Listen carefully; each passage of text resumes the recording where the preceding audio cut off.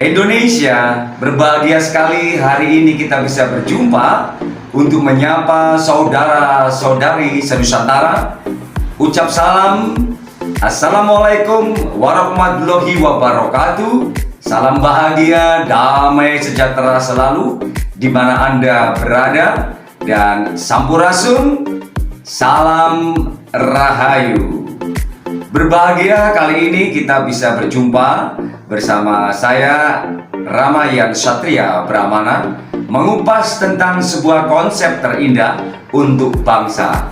Karena saat ini impian Indonesia perlu diwujudkan untuk menjadi Indonesia baru yang untuk bisa memberikan kedepannya buat generasi penerus bangsa semakin baik dan menjadi Indonesia majusuar dunia. Saudara-saudariku terkasih, sahabat semua seluruh Indonesia, seluruh Nusantara. Indonesia membutuhkan spirit, karena spiritual adalah sebuah ikatan di dalam spirit atau ruh untuk bisa menuju ke intelektual dalam akal budi yang baik. Karena saat ini harus dimunculkan sebuah ageman atau pegangan hidup dengan sebuah ajaran budi pekerti luhur. Karena di situ ada kata luhur, maka tidak terlepas dengan sebuah sejarah bangsa ini melalui nenek moyang bangsa kita atau leluhur-leluhur yang luar biasa perlu dihormati. Untuk itu, saudara-saudari terkasih se-Nusantara, kita wajib untuk bisa menguri-uri budaya dengan sebuah segmen tentang sebuah ruat diri, tentang sebuah cinta tanah air, tasyakuran, doa bersama, mendoakan alam ini, khususnya semuanya berkamulasi, membuat simbiosis dengan sebuah dat yang sungguh luar biasa, kegaiban semuanya milik Allah Subhanahu wa Ta'ala. Karena Tuhan yang Maha Esa menciptakan kita, menghadirkan kita ke bumi untuk menata bumi ini. Tidak ada sebuah pertengkaran, harus menciptakan sebuah perdamaian. Karena hakiki perdamaian sesungguhnya adalah sebuah keadilan. Karena keadilan di dalam situ ada kebijaksanaan, ada kejujuran, ada ketulusan, ada ilmu-ilmu tentang ilmu agama, dan juga ilmu tentang sosial budaya. Karena kalau kita berbicara tentang budaya, merupakan sebuah ageman budi, kekuatan budi pekerti itu menjadi kekuatan daya di diri kita. Ingat, pisau, celurit, parang, dan samurai kalah tajam dengan perisai diri, yaitu lidah Anda. Hati-hati dalam berbicara, jangan sampai mengarah satu tujuan, menyakiti perasaan orang, karena bicara adalah perisai hidup kita untuk menyelamatkan diri kita sendiri. Jika Anda mengartikan sebagai hidup yang terpilih menjadi para tokoh-tokoh masyarakat, berikan pengayoman yang benar, karena semua sudah tercipta dalam literasi, ADRT, tupoksi yang ada dalam lembaga-lembaga terkait dalam pemerintahan. Untuk itu, jadilah engkau peserta tokoh yang bukan di dalam hati dan pikiran Anda menjadi reputasi diri, tapi ingat, jadikan Anda menjadi orang yang mengenal simpati dan empati sesungguhnya. Kalau memang kenyataan ini ada, bahwa Indonesia ingin berdiri tegak dan menjadi mahasiswa dunia, lihatlah saudara, di jalan-jalan, di perempatan jalan, masih banyak orang-orang miskin, anak-anak jalanan, dan banyak orang-orang kekurangan.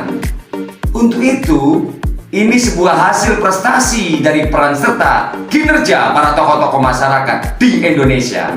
Kalau memang di zaman dulu dalam kitab Narotama menaruh sebuah keutamaan hidup yang diikrarkan oleh Gajah Mada, Ingsun Tan Mukti Palapa, tidak akan pernah memecah buah kelapa dan meminum air kelapa sebelum menyatukan Nusantara. Saudara, ini tidak terlepas dengan sebuah sejarah. Indonesia hadir karena ada nama Nusantara. Ikrar janji seorang presiden pertama, Bung Karno. Itulah presiden satu-satunya yang mengawali Indonesia ini berdiri. Setelah Presiden Soekarno, ada pengikut serta presiden-presiden lainnya. Ingat, kalau kita berbicara tentang spirit, siapa yang mengawali, pasti dia yang tahu arti dalam mengakhiri. Jadi kalau orang kedua, ketiga, keempat hanya meneruskan, saudara. Untuk itu, mari kita bersinergi, bantu presiden kita, siapapun presidennya. Dari arus bawah, kita menuju dalam payung tataran negara Kertagama. Saudara, ini adalah payung yang ada di dalam kerajaan. Mungkin Anda belum tahu maknanya. Makna sebenarnya di dalam payung ini adalah yang besar bawah adalah tata alam. Sebuah proteksi pemetaan setiap alam di Nusantara ini harus ditata dengan sebaiknya. Rekonstruksi jalan, kemudian rumah-rumah, air mengalir di sungai, itu ditata semua. Seperti Anda yang saksikan bahwa saat ini Anda hidup di Indonesia, sungai-sungai besar, itu tidak lepas dengan sebuah sejarah. Siapa yang bangun itu? Ingat saudara, jari-jari inilah yang perlahan-lahan merapikan batu-batunya dan jalan-jalan itu, bangunan-bangunan itu. Pertanggungjawabkan akal budi dan jari Anda untuk membangun bangsa ini. Setelah di sini ada tata alam, maka di sini ada tata praja. Setelah pemetaan itu sudah disiapkan, rumah-rumah menteri, rumah-rumah dinasnya harus dikapling-kapling dengan benar supaya dalam tugas kinerjanya benar-benar sebagai amanah untuk tujuan generasi masa depan, tujuan bangsa Indonesia. Setelah tata alam, tata praja, pembina-pembina yang intelektual dalam spiritual mentalnya untuk bisa memberikan yang terbaik. Kenapa? Di Pulau Jawa banyak orang datang ke sini. Orang NTT, orang Bali, orang Medan, orang Makassar datang ke Jawa karena sebenarnya leluhur kita mengajarkan sebuah tata bahasa yang baik dengan sebuah segmen tata bahasa yang sangat halus dari perilakunya, kebudi pekertiannya, suaranya, tingkatan, dan juga ajinya sebagai toto busana. Jadi aji adalah toto busana, toto perilaku hidup, dan toto bicaranya. Dari kehalusan dari Pulau Jawa diajarkan kepada seluruh masyarakat Indonesia. Kalau ingin menjadi tokoh, maka harus mempelajari tentang kehalusan dalam bertata bahasa. Itu yang akan saya sampaikan, bahwa Jowo adalah dibalik menjadi Wojo, tapi di dalam lingkaran itu diikat sebuah kain sutra yang indah. Wojo artinya bukan karena kekuatan raganya, tapi kekuatan mental tersebut untuk bisa menjadikan Wojo. Maka mental spirit orang-orang Jawa harus kuat dan menerima apa adanya. Karena menerima apa adanya diartikan adalah prasaja atau prasojo. Kita kembali setelah tata alam, tata praja, tokoh-tokoh masyarakat sesuai tupoksi dan ADRT-nya. Contohnya lurah-lurah, bupati atau gubernur, semua harus mengikuti tupoksi itu. Karena tata kerja yang tertulis dalam tupoksi Anda itu berhubungan dengan alam semesta. Tata kerja dalam tupoksi Anda dalam kinerja para tokoh hubungan dengan alam. Sebuah lembaga kebudayaan akan hubungan dengan tata praja, pembinaan generasi muda. Dan yang terakhir yang di atas adalah tata gama. Tidaklah mungkin bahwa negara Kertagama, negara yang membuat pemekaran wilayah dengan kerta raharjanya, kekuatan spiritnya, membuat satu proses dengan sebuah keyakinan kepada Gusti Kang Moropeng Dumadi atau Tuhan Yang Maha Esa, atau bisa disebut yang besar Gusti Allah Subhanahu wa Ta'ala.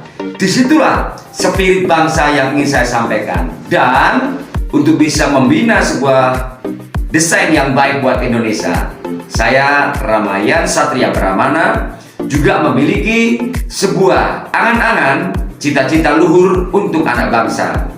Kita saksikan teknologi yang luar biasa yang sudah tercipta.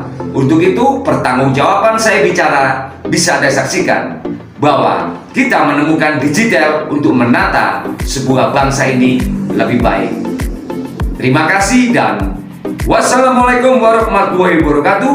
Salam damai sejahtera selalu. Sampurasun. Salam Rahayu.